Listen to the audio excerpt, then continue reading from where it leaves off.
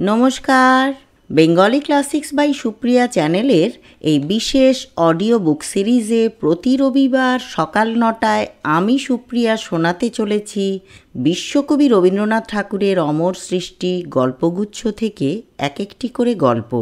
শব্দের মূর্ছনায়, আবেগের স্পর্শে, অনুভব, চিন্তা, চেতনার, রবীন্দ্র ভাবনার গভীরতায় আসুন কণ্ঠের মাধ্যমে রবীন্দ্র সাহিত্যের মাধুর্যকে অনুভব করি আর ডুবে যাই বাংলা সাহিত্যের সেই সোনালী অধ্যায়ে।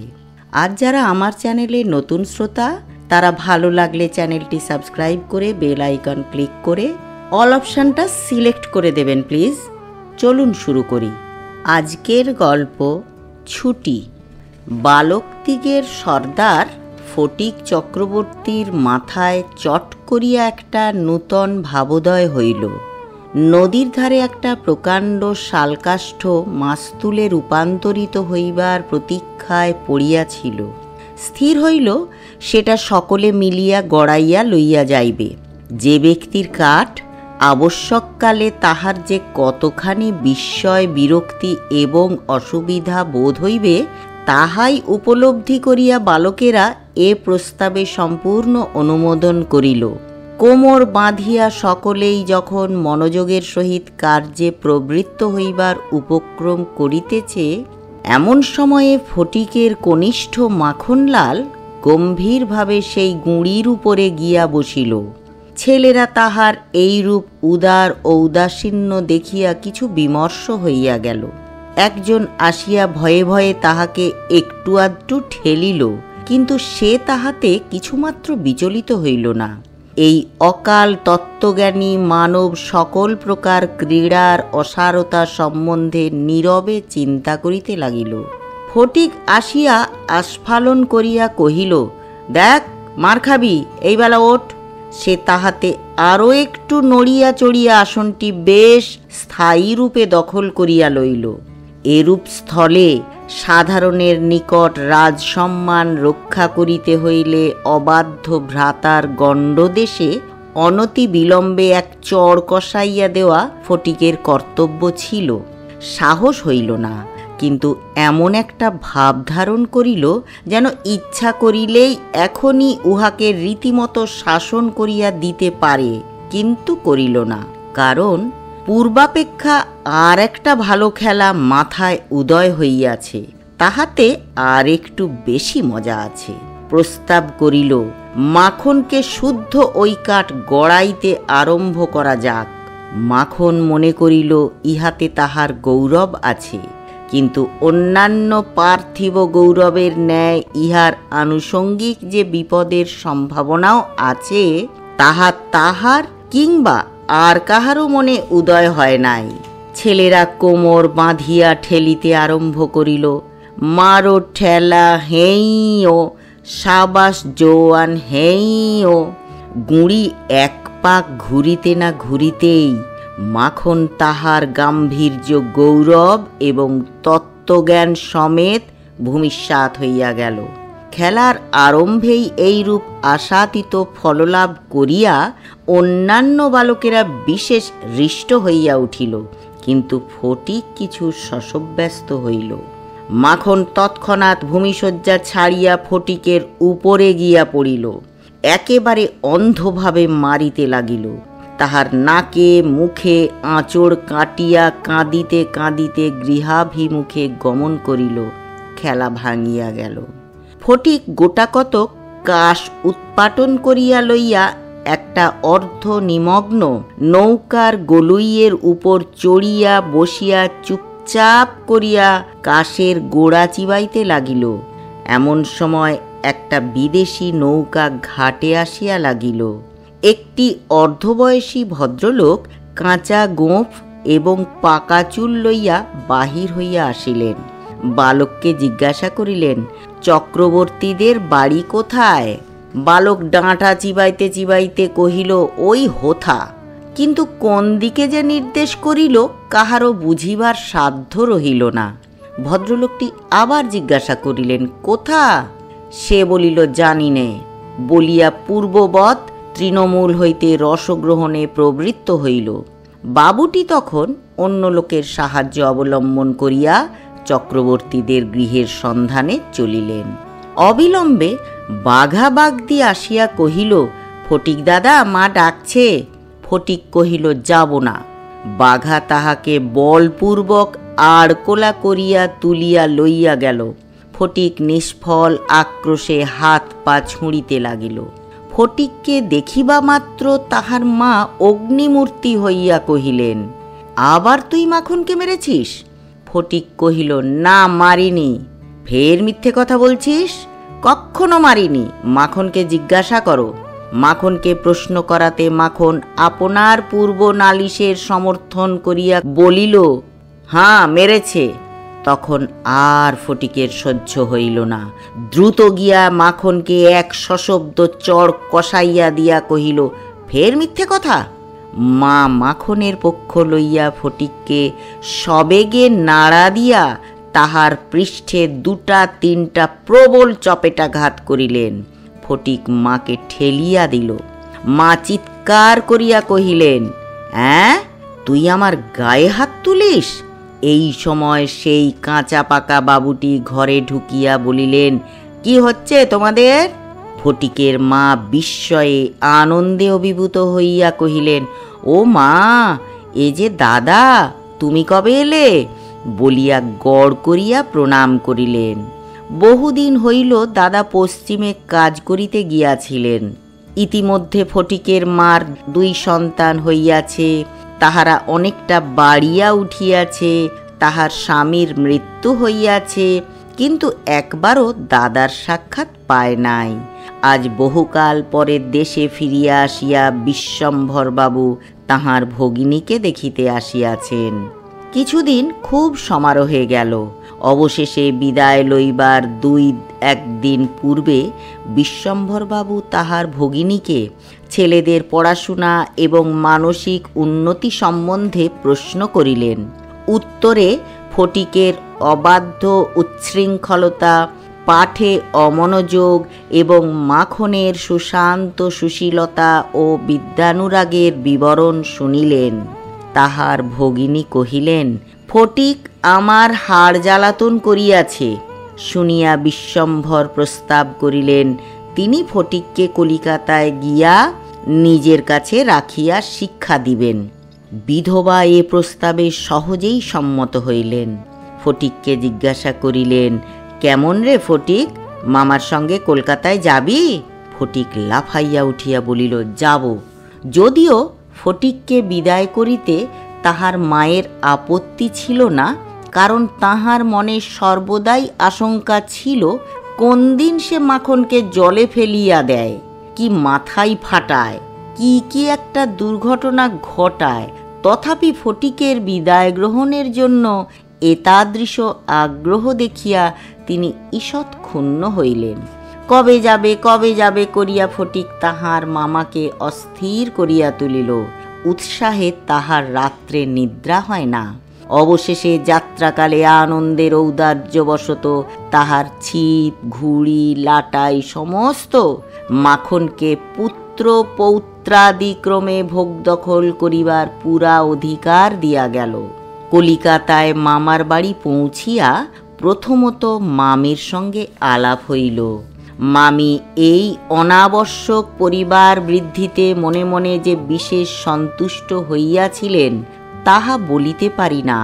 তাহার নিজের 3টি ছেলে লইয়া তিনি নিজের নিয়মে ঘরকন্যা পাতিয়া বসিয়া আছেন। ইহার মধ্যে সহসা একটি 13 বৎসরের অপরিচিত অশিক্ষিত পাড়াগে ছেলে ছাড়িয়া দিলে কিরূপ একটা বিপ্লবের সম্ভাবনা উপস্থিত হয়। বিশ্বম্ভরের এত বয়স হইল, তবু কিছুমাত্র যদি জ্ঞানকাণ্ড আছে। বিশেষত 13-14 বৎসরের ছেলের মতো পৃথিবীতে এমন বালাইয়ার নাই। শোভাও নাই, কোনো কাজেও লাগে না, স্নেহ উদ্রেক করে না, তাহার সঙ্গসুখও বিশেষ প্রার্থনীয় নহে। তাহার মুখে আধো আধো কথাও ন্যাকামি, পাকা কথাও জ্যাঠামি এবং কথা মাত্রই প্রগল্ভতা। হঠাৎ কাপড় চোপড়ের পরিমাণ রক্ষা না করিয়া বেমানান রূপে বাড়িয়া উঠে। লোকে সেটা তাহার একটা কুশ্রী স্পর্ধাস্বরূপ জ্ঞান করে। তাহার শৈশবের লালিত্য কণ্ঠস্বরের মিষ্টতা সহসা চলিয়া যায়। লোকে সেজন্য তাহাকে মনে মনে অপরাধ না দিয়া থাকিতে পারে না। শৈশব এবং যৌবনের অনেক দোষ মাপ করা যায়, কিন্তু এই সময়ে কোনো স্বাভাবিক অনিবার্য ত্রুটিও যেন অসহ্য বোধ হয়। সেও সর্বদা মনে মনে বুঝিতে পারে পৃথিবীর কোথাও সে ঠিক খাপ খাইতেছে না। এই জন্য আপনার অস্তিত্ব সম্বন্ধে সর্বদা লজ্জিত ও ক্ষমাপ্রার্থী হইয়া থাকে। অথচ এই বয়সেই স্নেহের জন্য কিঞ্চিত অতিরিক্ত কাতরতা মনে জন্মায়। এই সময়ে যদি সে কোনো সহৃদয় ব্যক্তির নিকট হইতে স্নেহ কিংবা সখ্য লাভ করিতে পারে, তবে তাহার নিকট আত্মবিকৃত হইয়া থাকে, কিন্তু তাহাকে স্নেহ করিতে কেহ সাহস করে না, কারণ সেটা সাধারণে প্রশ্রয় বলিয়া মনে করে। সুতরাং তাহার চেহারা এবং ভাবখানা অনেকটা প্রভুহীন পথের কুকুরের মতো হইয়া যায়। অতএব এমন অবস্থায় মাতৃভবন ছাড়া আর কোনো অপরিচিত স্থান বালকের পক্ষে নরক। চারিদিকের স্নেহশূন্য বিরাগ তাহাকে পদে পদে কাঁটার মতো বিঁধে। এই বয়সে সাধারণত নারী জাতিকে কোনো এক শ্রেষ্ঠ স্বর্গলোকের দুর্লভ জীব বলিয়া মনে ধারণা হইতে আরম্ভ হয়। অতএব তাহাদের নিকট হইতে উপেক্ষা অত্যন্ত দুঃসহ বোধ হয়। মামির স্নেহহীন চক্ষে সে যে একটা দুর্গ্রহের মতো প্রতিভাত হইতেছে, এইটে ফটিকের সবচেয়ে বাজিত। মামি যদি দৈবাৎ তাহাকে কোনো একটা কাজ করিতে বলিতেন, তাহা হইলে সে মনের আনন্দে যতটা আবশ্যক তার চেয়ে বেশি কাজ করিয়া ফেলিত। অবশেষে মামি যখন তাহার উৎসাহ দমন করিয়া বলিতেন, ঢের হয়েছে, ঢের হয়েছে, ওতে আর তোমায় হাত দিতে হবে না, এখন তুমি নিজের কাজে মন দাও গে, একটু পড়ো গে যাও, তখন তাহার মানসিক উন্নতির প্রতি মামির এতটা যত্নবাহুল্য তাহার অত্যন্ত নিষ্ঠুর অবিচার বলিয়া মনে হইত। ঘরের মধ্যে এইরূপ অনাদর, ইহার পর আবার হাঁপ ছাড়িবার জায়গা ছিল না। দেয়ালের মধ্যে আটকা পড়িয়া কেবলই তাহার সেই গ্রামের কথা মনে পড়িত। প্রকাণ্ড একটা ধাউস ঘুড়ি লইয়া বোঁ বোঁ শব্দে উড়াইয়া বেড়াইবার সেই মাঠ, তাই রে নাই রে নাই রে না করিয়া উচ্চ ঈশ্বরে স্বরচিত রাগিনী আলাপ করিয়া অকর্মণ্যভাবে ঘুরিয়া বেড়াইবার সেই নদী তীর, দিনের মধ্যে যখন তখন ঝাঁপ দিয়া পড়িয়া সাঁতার কাটিবার সেই সংকীর্ণ স্রোতস্বিনী, সেই সব দলবল, উপদ্রব, স্বাধীনতা এবং সর্বোপরি সেই অত্যাচারিণী অবিচারিণী মা অহর্নিশি তাহার নিরুপায় চিত্তকে আকর্ষণ করিত। জন্তুর মতো এক প্রকার অবুঝ ভালোবাসা, কেবল একটা কাছে যাইবার অন্ধ ইচ্ছা, কেবল একটা না দেখিয়া অব্যক্ত ব্যাকুলতা, গোধূলি সময়ের মাতৃহীন বৎসের মতো কেবল একটা আন্তরিক মা ক্রন্দন, সেই লজ্জিত, শঙ্কিত, শীর্ণ, দীর্ঘ, অসুন্দর বালকের অন্তরে কেবলই আলোড়িত হইত। স্কুলে এত বড় নির্বোধ এবং অমনোযোগী বালক আর ছিল না। একটা কথা জিজ্ঞাসা করিলে সে হাঁ করিয়া চাহিয়া থাকিত। মাস্টার যখন মার আরম্ভ করিত, তখন ভার ক্লান্ত গর্ধবের মতো নীরবে সহ্য করিত। ছেলেদের যখন খেলিবার ছুটি হইত, তখন জানালার কাছে দাঁড়াইয়া দূরের বাড়িগুলার ছাদ নিরীক্ষণ করিত। যখন সেই দ্বীপ্রহর রৌদ্রে কোনো একটা ছাদে দুটি একটি ছেলে মেয়ে কিছু একটা খেলার ছলে ক্ষণেক্ষণের জন্য দেখা দিয়া যাইত, তখন তাহার চিত্ত অধীর হইয়া উঠিত। একদিন অনেক প্রতিজ্ঞা করিয়া অনেক সাহসে মামাকে জিজ্ঞাসা করিয়াছিল, মামা, মার কাছে কবে যাব? মামা বলিয়াছিলেন, স্কুলের ছুটি হোক, কার্তিক মাসে পূজার ছুটি, সে এখনো অনেক দেরি। একদিন ফটিক তাহার স্কুলের বই হারাইয়া ফেলিল। একে তো সহজেই পড়া তৈরি হয় না, তাহার পর বই হারাইয়া একেবারে নাচার হইয়া পড়িল। মাস্টার প্রতিদিন তাহাকে অত্যন্ত মারধর অপমান করিতে আরম্ভ করিলেন। স্কুলে তাহার এমন অবস্থা হইল যে তাহার মামাতো ভাইরা তাহার সহিত সম্বন্ধ স্বীকার করিতে লজ্জাবোধ করিত। ইহার কোনো অপমানে তাহারা অন্যান্য বালকের চেয়েও যেন বলপূর্বক বেশি করিয়া আমোদ প্রকাশ করিত। অসহ্য বোধ হওয়াতে একদিন ফটিক তাহার মামির কাছে নিতান্ত অপরাধীর মতো গিয়া কহিল, বই হারিয়ে ফেলেছি। মামি অধরের দুই প্রান্তে বিরক্তির রেখা অঙ্কিত করিয়া বলিলেন, বেশ করেছ, আমি তোমাকে মাসের মধ্যে 5 বার করে বই কিনে দিতে পারিনি। ফটিক আর কিছু না বলিয়া চলিয়া আসিল। সে যে পরের পয়সা নষ্ট করিতেছে এই মনে করিয়া তাহার মায়ের উপর অত্যন্ত অভিমান উপস্থিত হইল। নিজের হীনতা এবং দৈন্য তাহাকে মাটির সহিত মিশাইয়া ফেলিল। স্কুল হইতে ফিরিয়া সেই রাত্রে তাহার মাথা ব্যথা করিতে লাগিল এবং গা শিরশির করিয়া আসিল। বুঝিতে পারিল তাহার জ্বর আসিতেছে, বুঝিতে পারিল ব্যাম বাধাইলে তাহার মামির প্রতি অত্যন্ত অনর্থক উপদ্রব করা হইবে। মামি এই ব্যামোটাকে যে কিরূপ একটা অকারণ অনাবশ্যক জ্বালাতনের স্বরূপ দেখিবে তাহা সে স্পষ্ট উপলব্ধি করিতে পারিল। রোগের সময় এই অকর্মণ্য অদ্ভুত নির্বোধ বালক পৃথিবীতে নিজের মা ছাড়া আর কাহারও কাছে সেবা পাইতে পারে এরূপ প্রত্যাশা করিতে তাহার লজ্জাবোধ হইতে লাগিল। পরদিন প্রাতঃকালে ফটিককে আর দেখা গেল না। চতুর্দিকে প্রতিবেশীদের ঘরে খোঁজ করিয়া তাহার কোনো সন্ধান পাওয়া গেল না। সেদিন আবার রাত্রি হইতে মুষলধারে শ্রাবণের বৃষ্টি পড়িতেছে, সুতরাং তাহার খোঁজ করিতে লোকজনকে অনর্থক অনেক ভিজিতে হইল। অবশেষে কোথাও না পাইয়া বিশ্বম্ভরবাবু পুলিশে খবর দিলেন।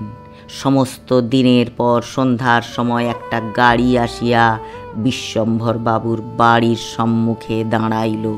তখনও ঝুপ ঝুপ করিয়া অবিশ্রাম বৃষ্টি পড়িতেছে। রাস্তায় 1 হাঁটু জল দাঁড়াইয়া গিয়াছে। 2 জন পুলিশের লোক গাড়ি হইতে ফটিককে ধরাধরি করিয়া নামাইয়া বিশ্বম্ভর বাবুর নিকট উপস্থিত করিল।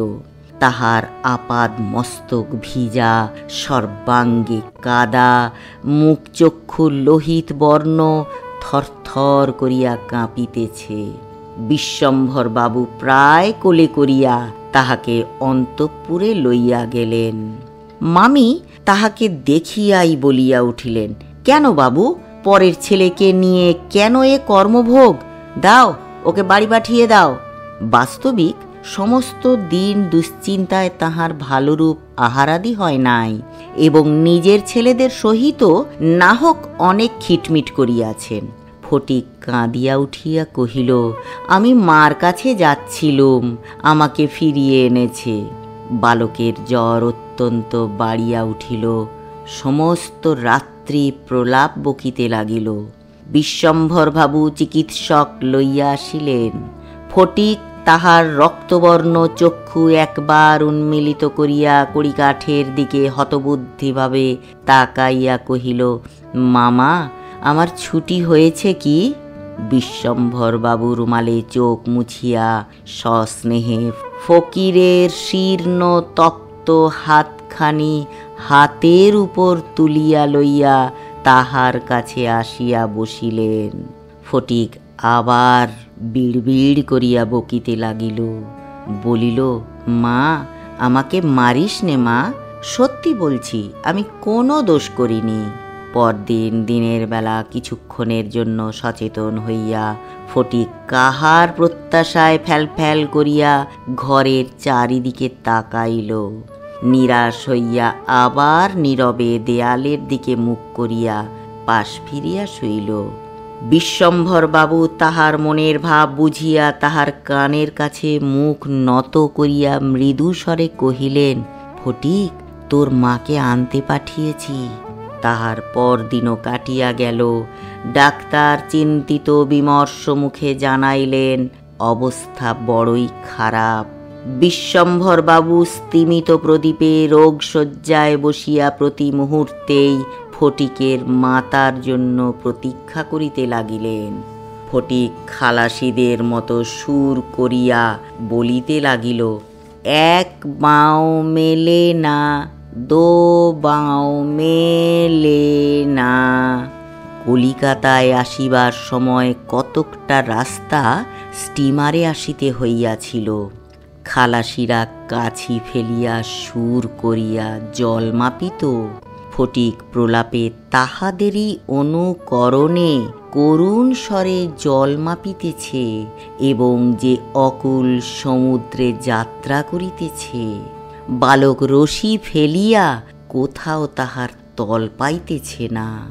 এমন সময় ফটিকের মাতা ঝড়ের মতো ঘরে প্রবেশ করিয়াই উচ্চ কলরবে শোক করিতে লাগিলেন। বিশ্বম্ভর বহু কষ্টে তাহার শোকোচ্ছ্বাস নিবৃত্ত করিলে তিনি শয্যার উপর আছাড় খাইয়া পড়িয়া উচ্চৈঃস্বরে ডাকিলেন, ফটিক, সোনা, মানিক আমার। ফটিক যেন অতি সহজেই তাহার উত্তর দিয়া কহিল, অ্যাঁ? মা আবার ডাকিলেন, ওরে ফটিক, বাপধন রে। ফটিক আস্তে আস্তে পাশ ফিরিয়া কাহাকেও লক্ষ্য না করিয়া মৃদুস্বরে কহিল, মা, এখন আমার ছুটি হয়েছে মা, এখন আমি বাড়ি যাচ্ছি। ধৈর্য ধরে সময় দিয়ে শোনার জন্য অশেষ ধন্যবাদ।